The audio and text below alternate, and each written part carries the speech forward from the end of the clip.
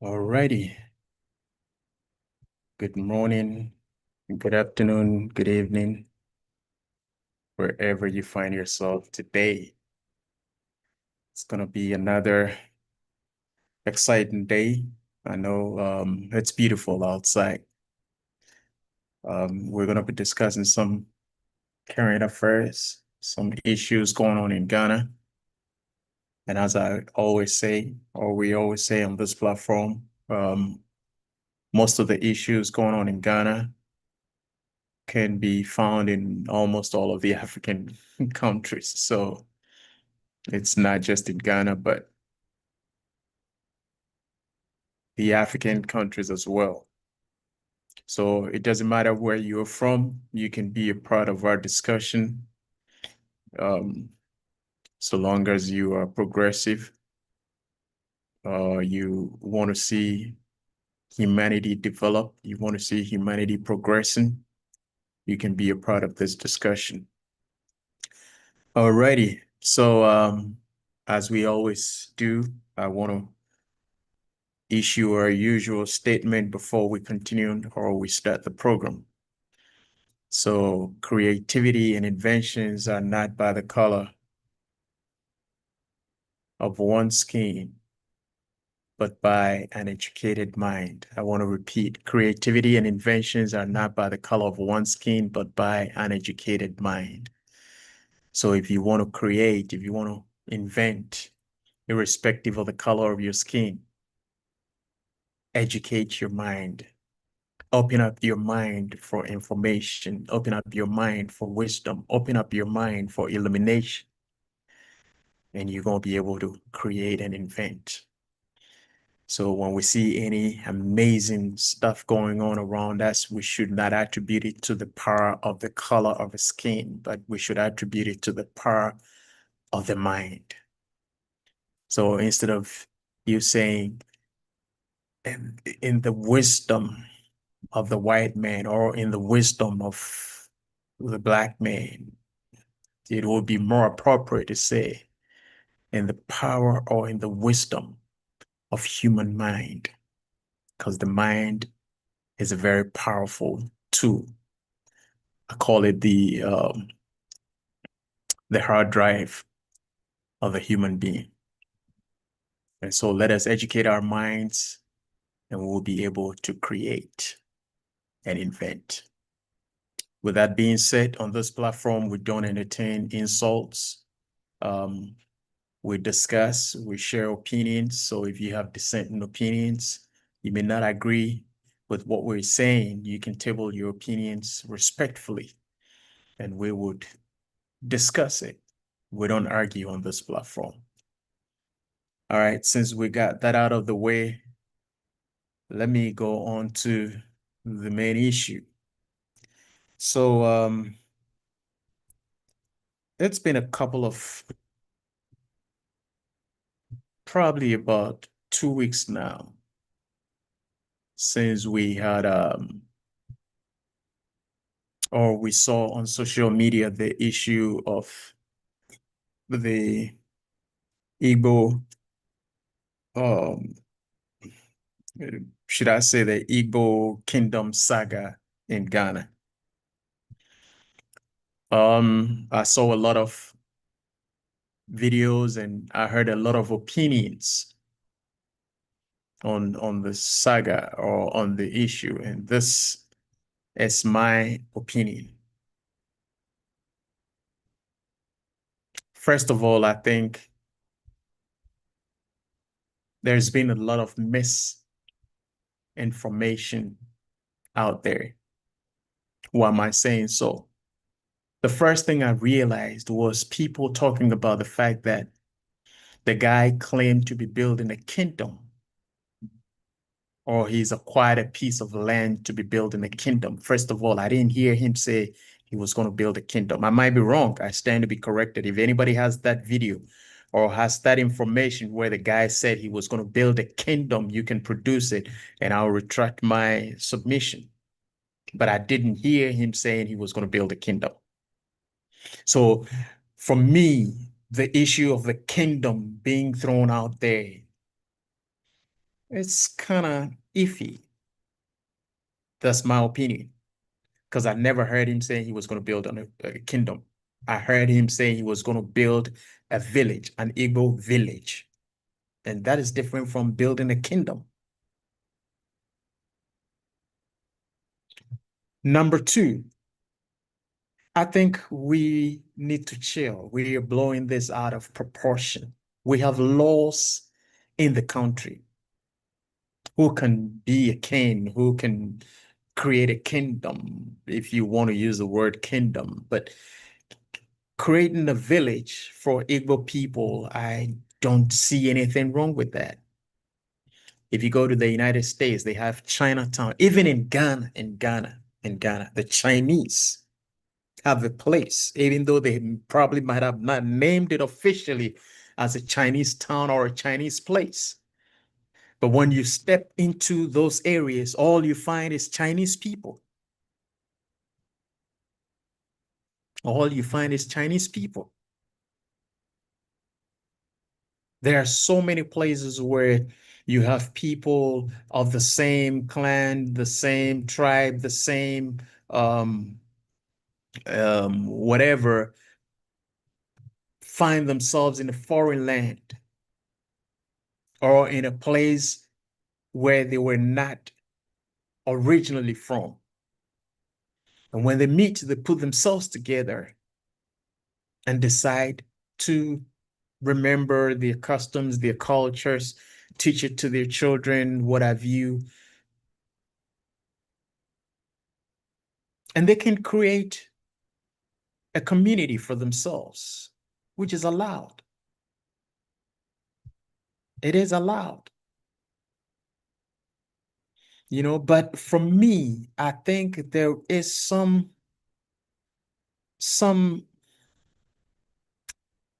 I don't want to use the word malice, but I think somebody is trying to throw this guy under the bus,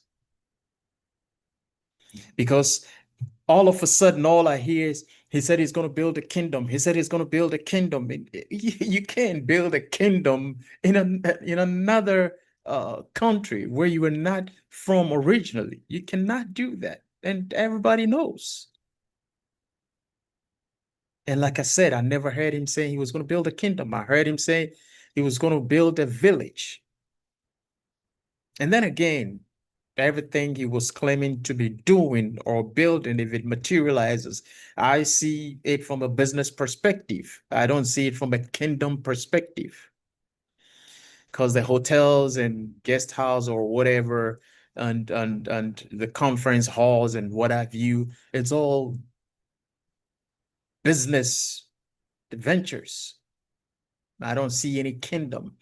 And if you care to know, there has even been a time where I believe maybe Yoruba, I'm not too sure of the tribe, but there was a tribe in Nigeria who established a palace in Accra. You can go find out. That huge building next to post office, the central post office in Accra, was built by um, a Nigerian who wanted to build a palace in Ghana.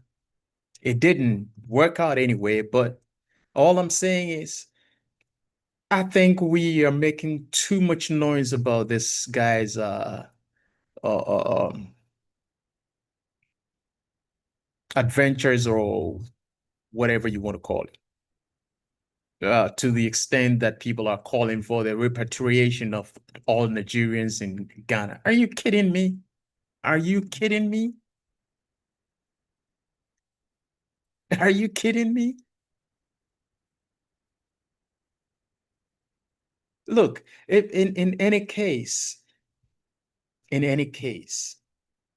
I want to put the blame at the doorsteps of some of the journalists, because some of your pronouncements are very distasteful.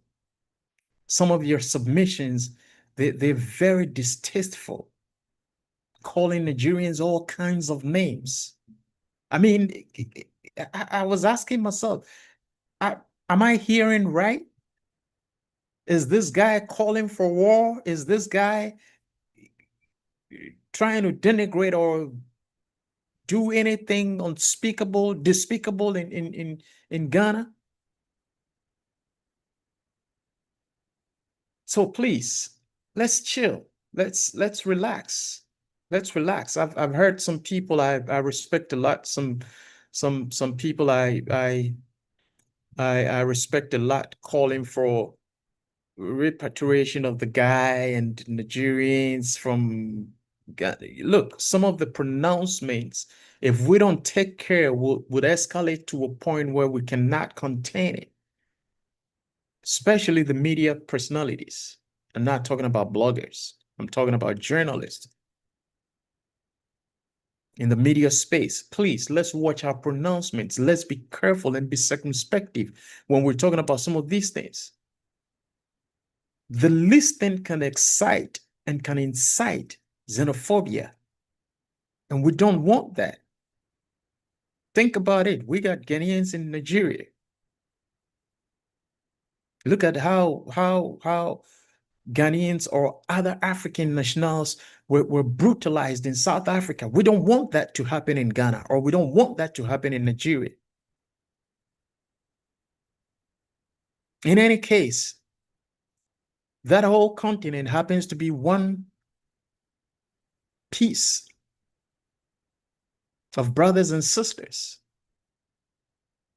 Yes, calling for an investigation into what he wants to do, I don't have a problem with that, which I think we should, because I personally did not even understand some of the things he was doing or he did by setting up other little kingdoms or kings, what have you, anointing or appointing kings and stuff like that. I didn't understand that.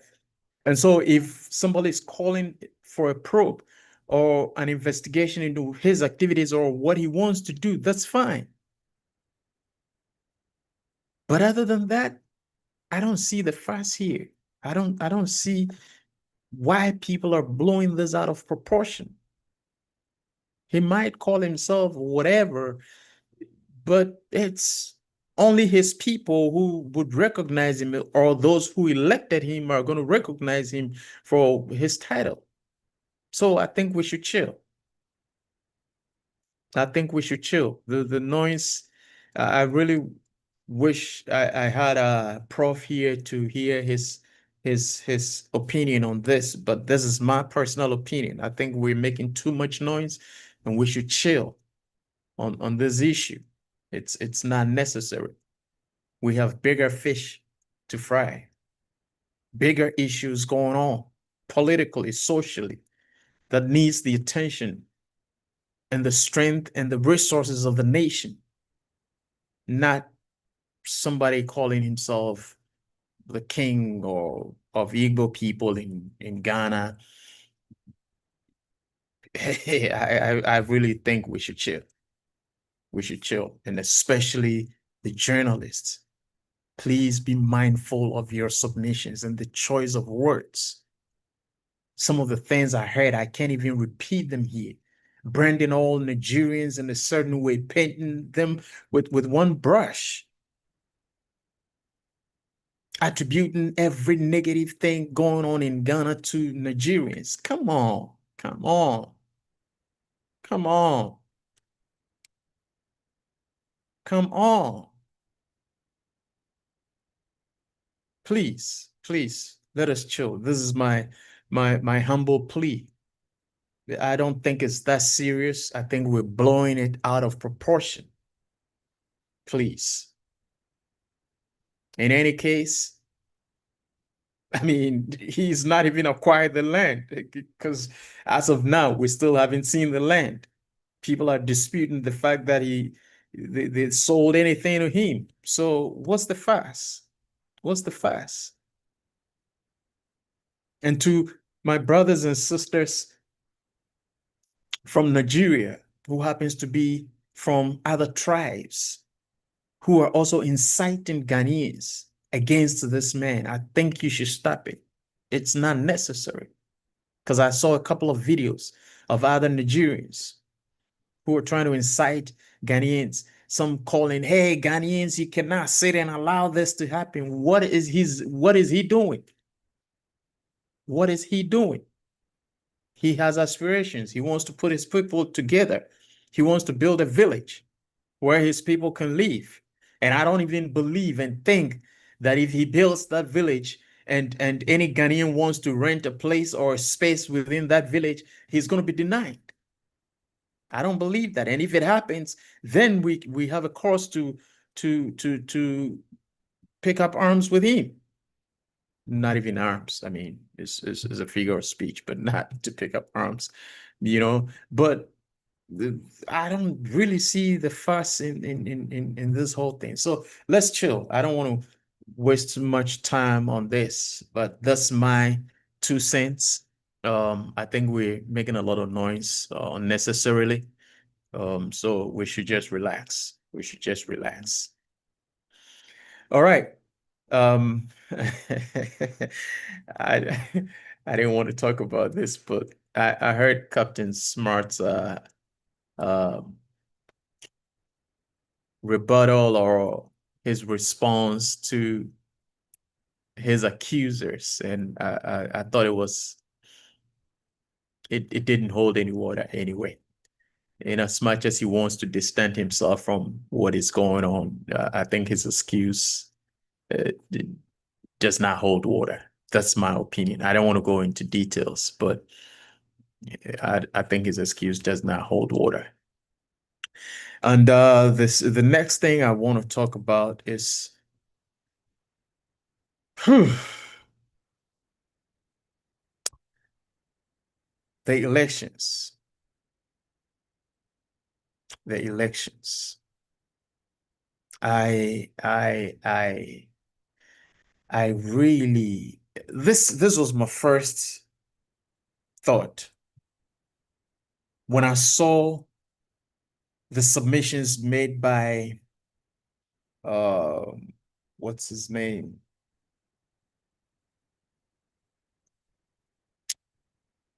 Oh man, I forgot.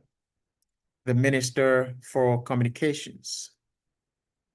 When I saw his submissions and I saw a couple of people commenting, a couple of ministers commenting on the beatings of the former MP, the first thing that came to my mind was, if I were to be the president, these people will go home. Straight up. They're going to go home. You see, one of the pillars, or I mean, not even one of the pillars, the foundation of leadership. Let me put it this way. The foundation of leadership is the value of humanity. The foundation of leadership is the value of humanity. And so every leader who wants to dispense leadership would eschew violence in any shape or form. And so if you hold any leadership position and you condone or trying to defend or trying to excuse violence, you don't deserve to be in that position. You don't deserve to be in that position. So these are some of the things that makes some of us understand why the country is in the state in which it finds itself in. Lack of leadership. Lack of leadership.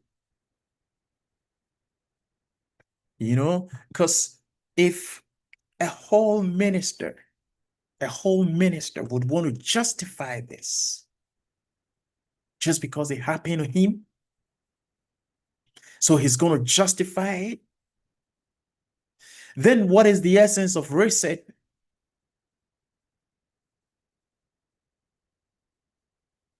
What is the essence of telling us you are here to reset? In any case, NPP did similar, and people voted against them. And any leader who is prepared to serve his people will say, hey, this is wrong. I don't care who does it. And whoever does it must face the full rigors of the law. Period. So if anybody does such despicable thing, and you get a minister or ministers, because I think the Greater Accra Regional Minister, who happens to be a woman, was also defending the act. And I was like, am I dreaming? So where is the reset?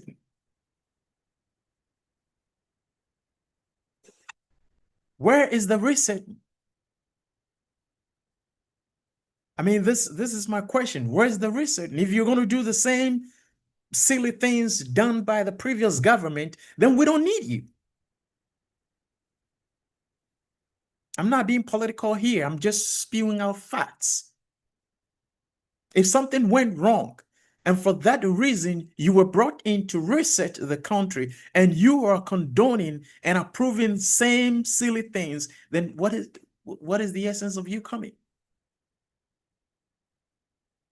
Yeah, that's my question. What is the essence? So those ministers who were approving and defending and supporting what was going on, I don't care how you were trying to slice it. Um, oh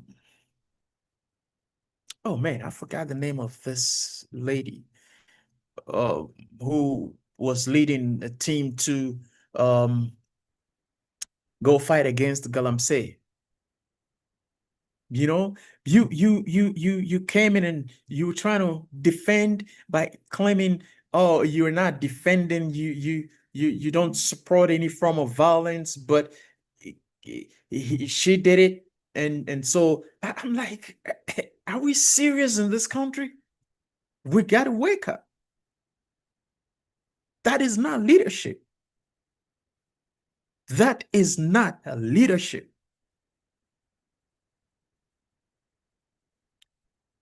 That is not leadership.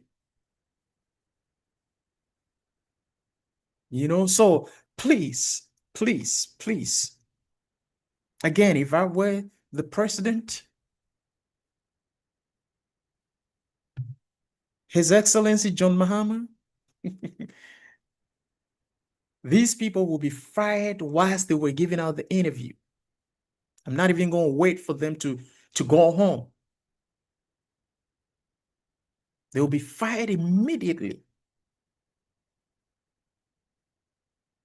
Because we are approving some of this nonsense. It doesn't make sense. You go to other civilized societies, people go to the polling stations, cast their ballots, go home quietly, and wait for the results to be announced. And somebody was talking about people trying to protect the integrity. What kind of integrity? What kind of integrity? You have media personalities. You have eyes on these things. You have journalists all over the place. You have cameras, people with cameras and stuff like that. What kind of integrity? What are you going to do to protect the integrity of the vote or the ballot box or whatever integrity you seem to be protecting? So all we are doing is to setting the clock back.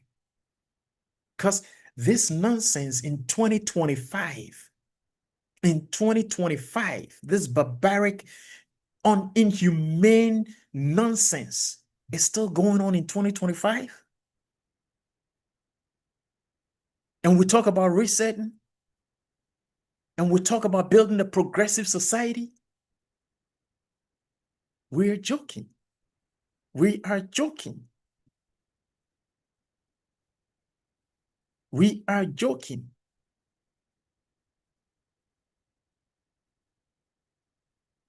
So please, Please, this issue, it's I was thinking about it the whole of yesterday, and I was like, is that an animal kingdom or an animal society we're trying to build? So I also heard some of the rhetorics from the opposition party, the NPP, and I'm like scratching my head, scratching my head. Well, some might say they were not speaking on behalf of the political party. I get it. But these are people who are holding leadership positions within the National Patriotic Party, who are also supporting and condoning violence, talking about retaliation anytime they get power. And I'm like, when is this nonsense going to end? When is this nonsense going to end?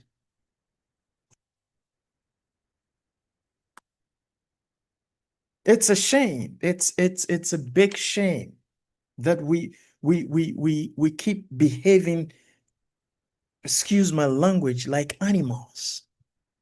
That what I saw yesterday going on at the polling station.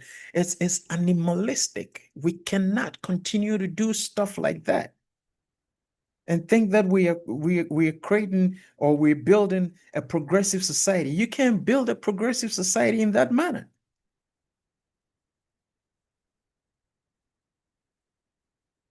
It's a shame.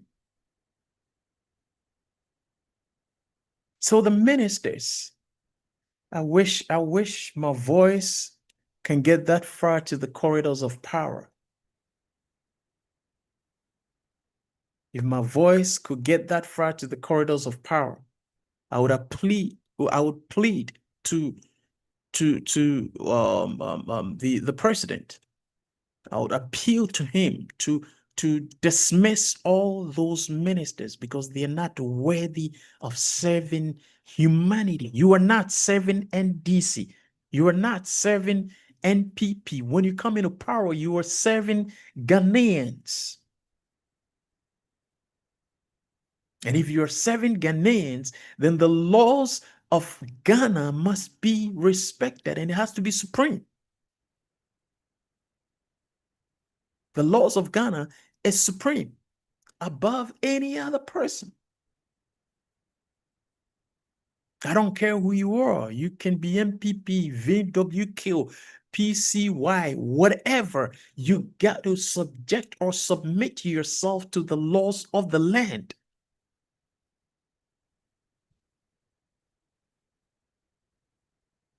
So all I'm saying is this nonsense must stop. And those ministers who supported this and publicly tweeted, publicly wrote about it, must bow their heads in shame. And these are people who wants the younger generation to emulate.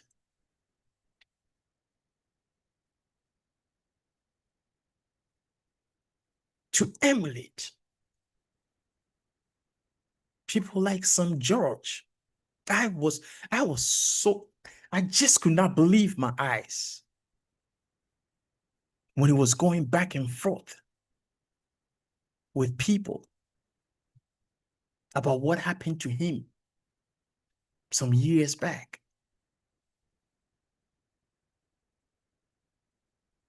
And I was like, where is the humanity of people who wants to lead a nation? Where is the humanity? I even could not even watch the video of the former NP being brutalized. I couldn't watch it. And so if a minister like some George can boldly defend this animalistic act, this inhumane act, because it did happen to him some years back. So it's okay. Do you know the chaos you are preparing ahead of us? Does some George understands the chaos he's preparing ahead of Ghanaians? Or the chaos he's approving ahead of us?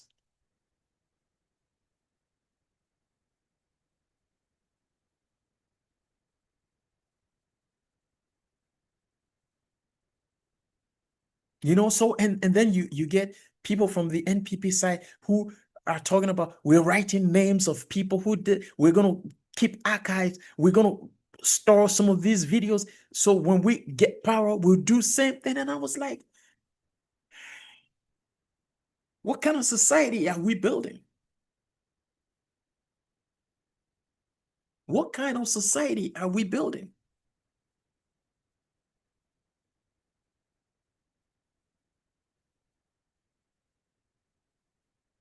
This animalistic, barbaric act is going to be documented for retaliation.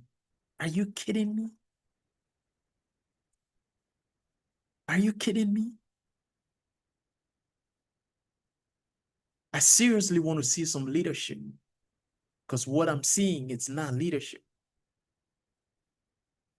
I seriously want to see some leadership, because what I'm seeing is not leadership. And as I always say, the most dangerous person on earth is the highly schooled, uneducated person with power.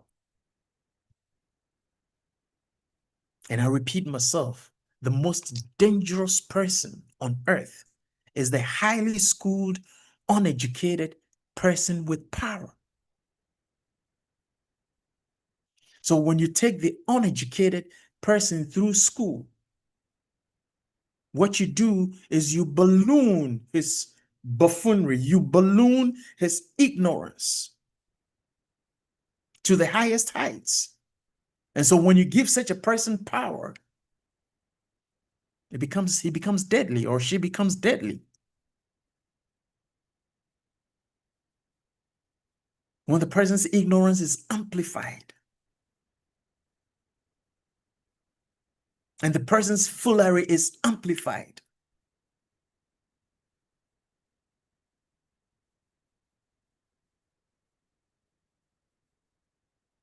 and power falls on the laps of such a person,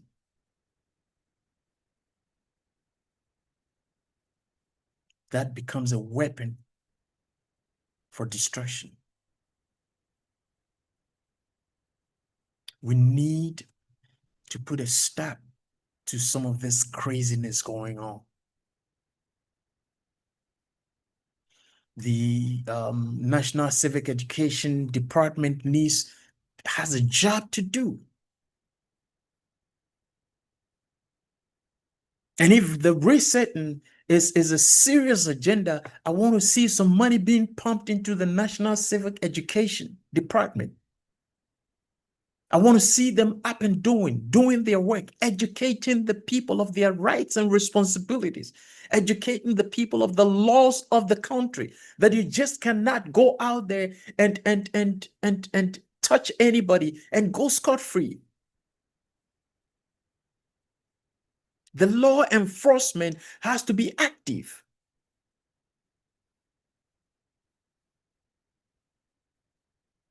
And because it's been so over the years, same thing, same thing, same thing. NPP comes into power. Elections, you bring your thugs out, beat up people, some died, nobody investigates, nobody talks about it, it's swept under the carpet, and then they leave power, and DC comes, does the same thing, swept under the carpet, they leave power, NPP comes back, does the same thing, and the cycle continues. And yet you have big slogans. Development in freedom. I think that's the slogan of the NPP, development in freedom. What kind of freedom are you talking about? What kind of development are you talking about? Are you talking about building infrastructures? Building roads? Is that the development you're talking about? How about the development of the minds of your people? Development of the intelligence of your people?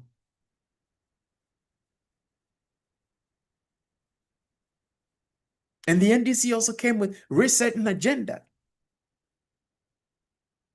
Whilst they are repeating what they want to reset. So where is the reset? What are you resetting?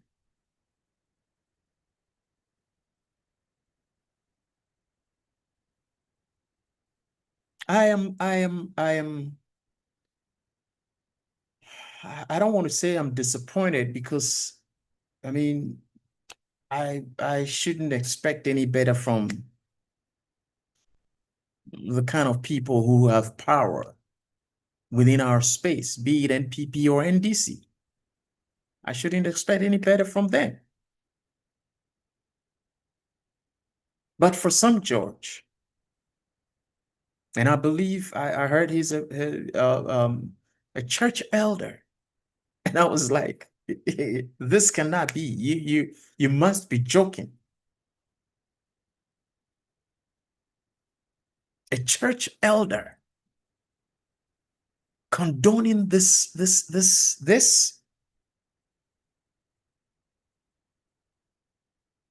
What I thought would have come out of him, his first tweet was, this was done to me, and it was not pleasant.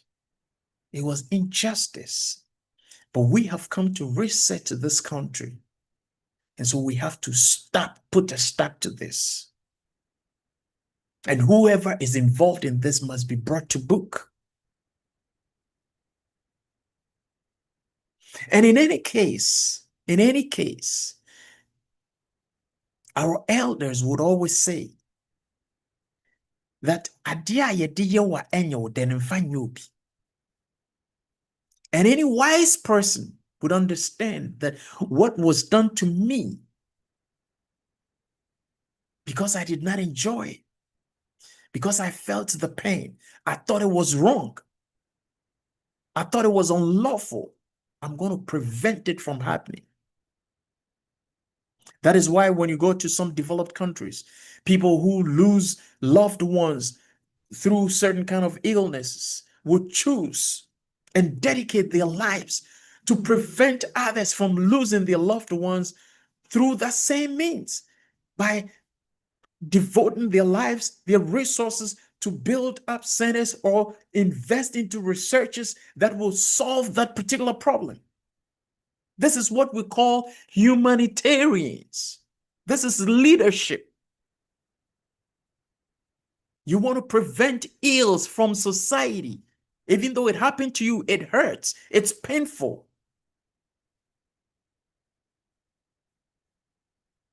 But because you want to dispense leadership, you say, yes, I'm going to take that hurt, I'm going to take that pain and flip it around and make sure it does not happen again to any other person. That is leadership. So this childish exhibition of people in power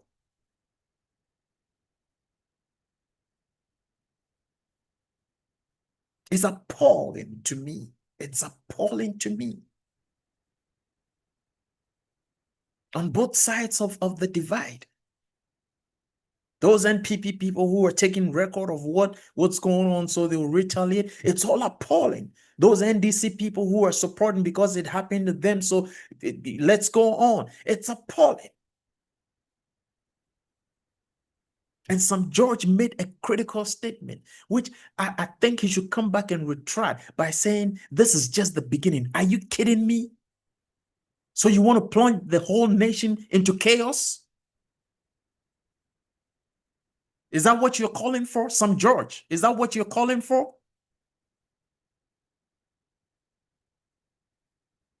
You don't deserve to be in any position of power. This is just the beginning. Are you serious? Maybe I didn't understand that part, and you probably need to come out and explain to the nation what you meant by this is just the beginning. Because if I understand it the way I think it is, then you are a serious joker who does not deserve to be in any position of power.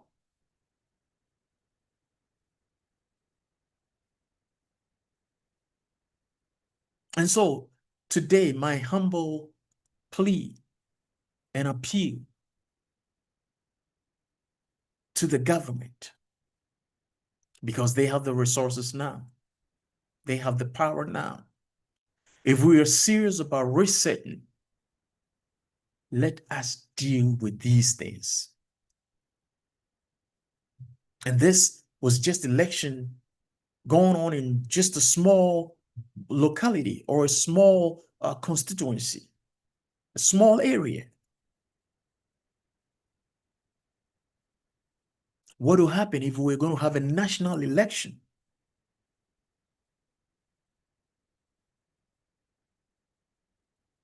So please, I want to see moving forward people from both sides of the divide sitting down and trying to make sure these things are avoided moving forward, because this is barbaric, it's animalistic, it's a kick. This is not worthy of a progressive human society. We don't need this. We don't need this. It's only animals who fight aggression with aggression. But if we want to build a progressive society, a society where we can develop in freedom, as the NPP claims, then they should sit down and call for amicable solution to this problem, rather than also throwing fire into the midst of the fire.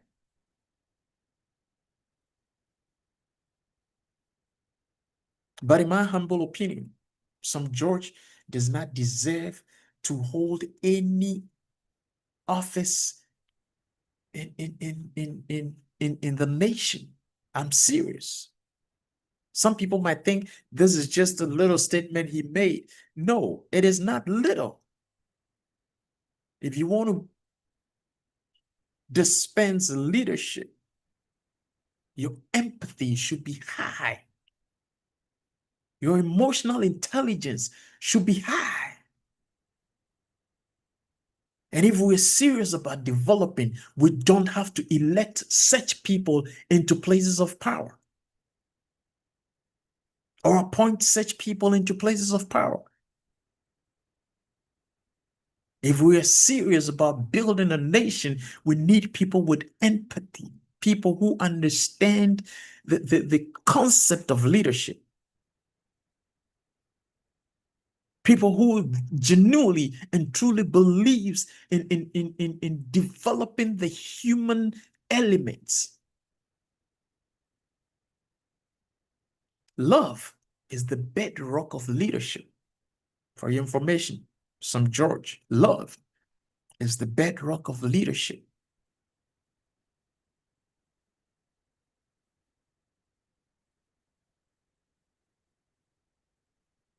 That is why, for me, one of the best leaders, for me, one of the greatest of all times, for me, is Dr. Hillary May. Some people may not understand, but I have done some little research on this man, and he was an amazing human being and an amazing leader.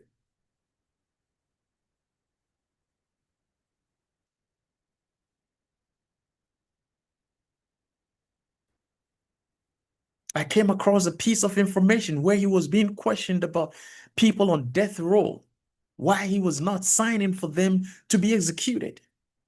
And he said, I have no power to make life. Therefore, I have no power to take life. That is leadership. Who believes in the human resources, who believes in humanity.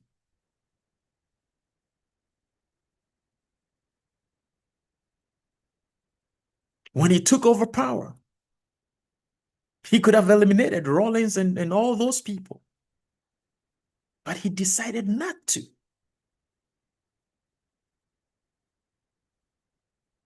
Because killing or dispensing pain and agony on people is not the portion of leadership. It's not within the scope of leadership.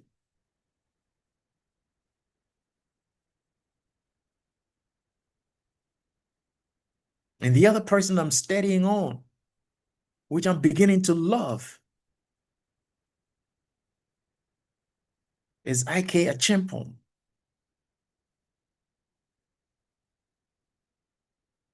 who also believed in humanity.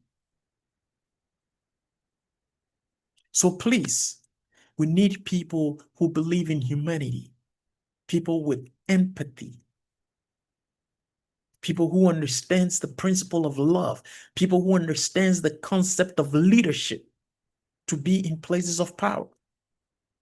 And this goes to us, the electorates.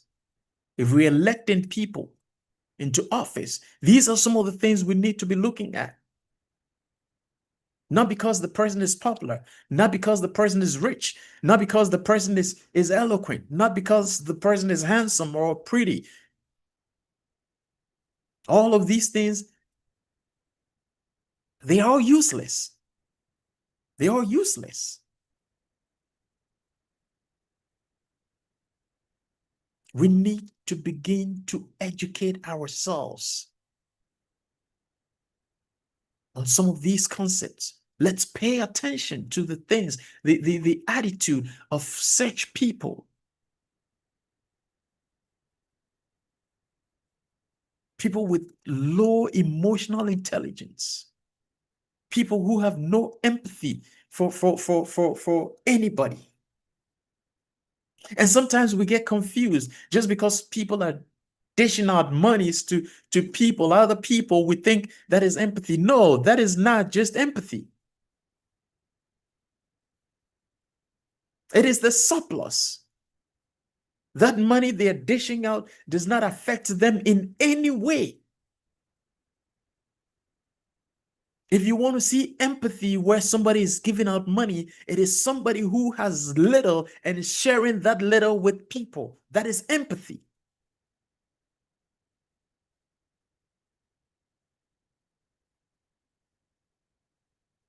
When somebody has abundance and he's giving you a peanut, it's sympathy. He's pitying you. And we don't need people like that in places of power.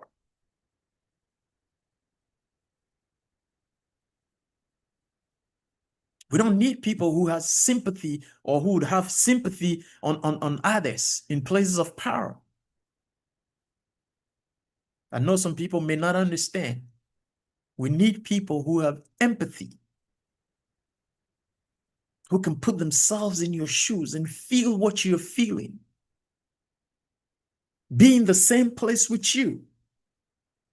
And so if I have $2 and you're struggling, I can split it into two and give you $1 because I can put myself in your space. I am trying to share what I have with you, so I will be in your space for me to feel what you're feeling. That is empathy. But if I have 2 million and I give you $100, that is sympathy. I'm having sympathy on you. Oh, you poor. Oh, you can't afford 3 square meals a day. Okay, let me throw this at you. So the next time I need something from you, you'll be running to my beck and call. That's what sympathy does. Sympathy will throw the peanuts at you, expecting that you will respond the next time they need you. Empathy will share the little with you, expecting that you would have that same attitude towards others.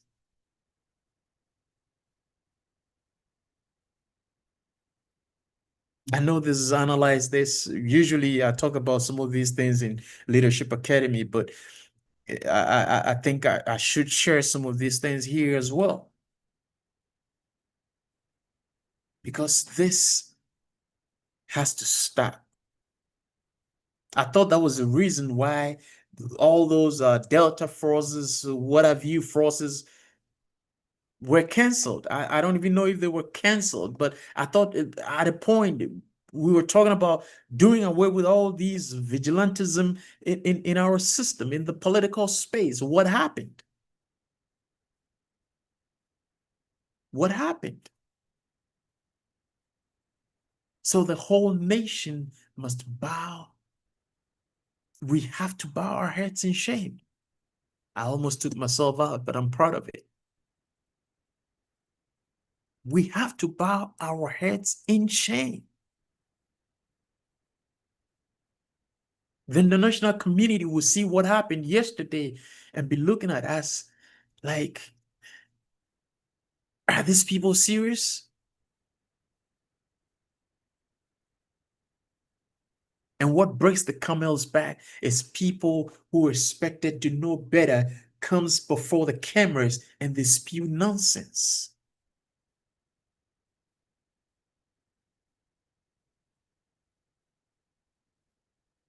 This is rather unfortunate. It is rather unfortunate.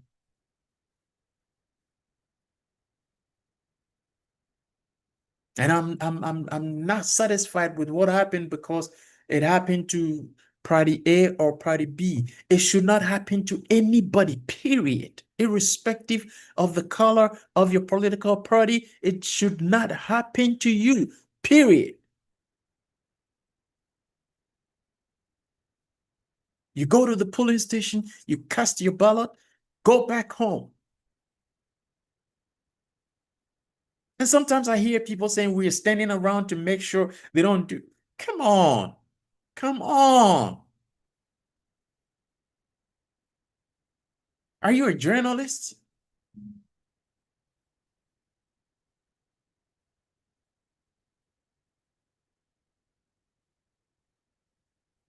It's hard time we took decisions on some of these nonsense. It has to stop. President Mahama, if we are going to reset the country, if we are resetting the country, some of these things needs to be taken care of.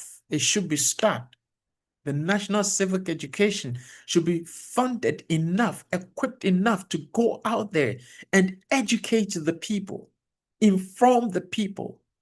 The police department should be resourced enough to be able to prosecute, to be able to arrest some of these people. And the final thing I'm going to say to end this is the police was standing looking on helplessly.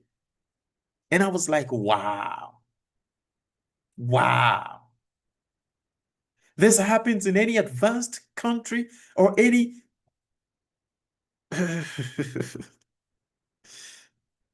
any progressive society. Do you know what would have happened? People would have been arrested. People would have been arrested right there and then.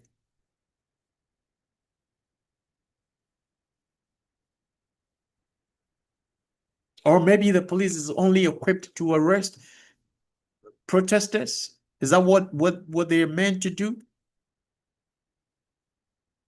Is the Ghana police only equipped to arrest protesters and not party vigilantes who are misbehaving?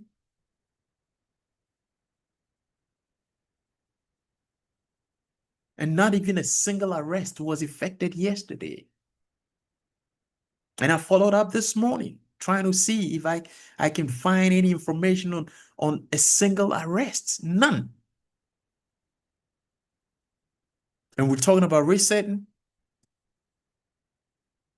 Ghana police, be up and doing. Because what happened yesterday in your presence is a shame. And it should not be allowed to happen again.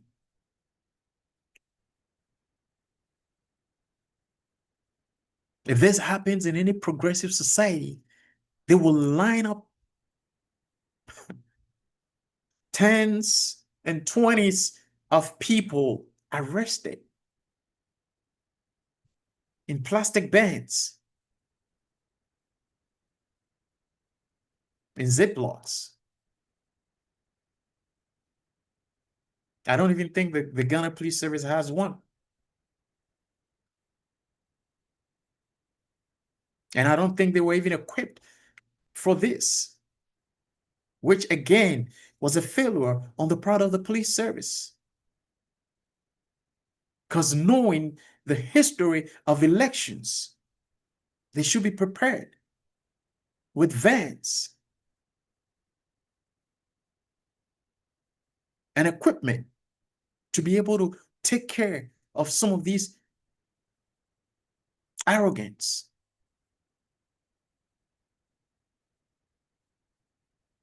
And there was another guy who I believe National Youth Organizer or somebody. Oh, Jesus Christ. These people has power. These people have power to decide the future of a nation, and they have no clue of what they are supposed to be doing with the power given to them. Power becomes effective if it is used to develop the human capacity and to bring about progress in society.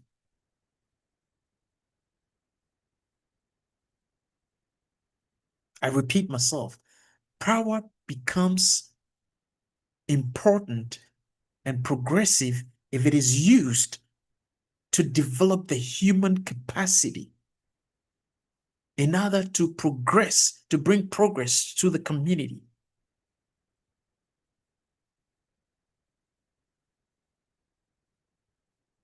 That is the efficiency of power. That is when we would say that you have used the power effectively. But it's not meant to crush and destroy the very community you've been elected to serve. On this note, I want to bring the curtains down on Analyze This today. I know I couldn't go to Facebook to read comments, but I'll do that next week. And whatever needs to be addressed, I'll do that as well.